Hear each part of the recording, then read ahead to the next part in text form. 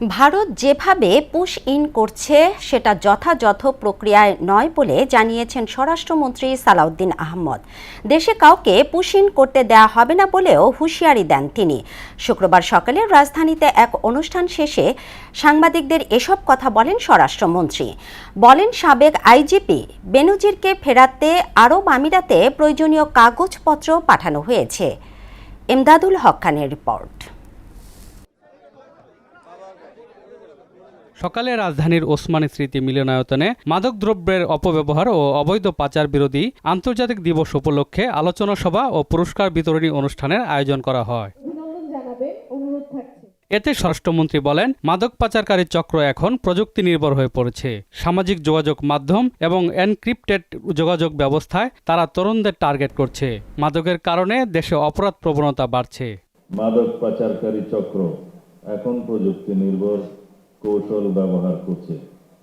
Digital platform, বিশেষ করে সামাজিক যোগাযোগ মাধ্যম এবং এনক্রিপ্টেড যোগাযোগ ব্যবস্থার সহায়তায় তারা তরুণদের লক্ষ্যবস্তুতে পরিণত হয়েছে। পরে সাংবাদিকদের প্রশ্নের জবাবে তিনি বলেন, সাবেক আইজিপি বেনজিরকে ফেরাতে আমিরাতে প্রয়োজনীয় কাগজপত্র পাঠানো হয়েছে।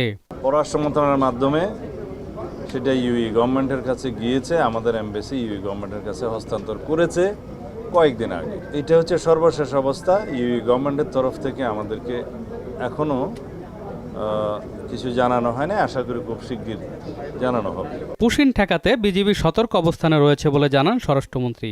আমরা পুশিন ঠেকানোর জন্য সতর্ক আছি। আমাদের বিজিবি খুব প্রশংসনীয় কাজ করছে।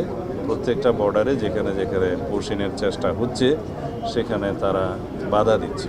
ভারতে গ্রেপ্তার ওসমান হাদি হত্যা মামলার আসামিদের ফেরত আনার জন্য সরকার কাজ করছে বলেও জানান স্বরাষ্ট্রমন্ত্রী। শহীদ ওসমান হাদির হত্যাকারীদের মধ্যে 3 জন ভারত সরকার গ্রেফতার করেছে। আমরা আমাদের পররাষ্ট্র মন্ত্রণালয়ের মাধ্যমে ভারত সরকারের কাছে তাদেরকে ফেরত পাওয়ার জন্য, রিপেট্রিয়েট করার জন্য এক্সট্রাডিশন চুক্তি মোতাবেক প্রয়োজনীয় কাগজপত্র এবং ওয়ারেন্ট সহকারে আমাদের কাগজপত্র তখনই পাঠিয়ে। এমদাদুল হক খান, মোহনা সংবাদ, ঢাকা।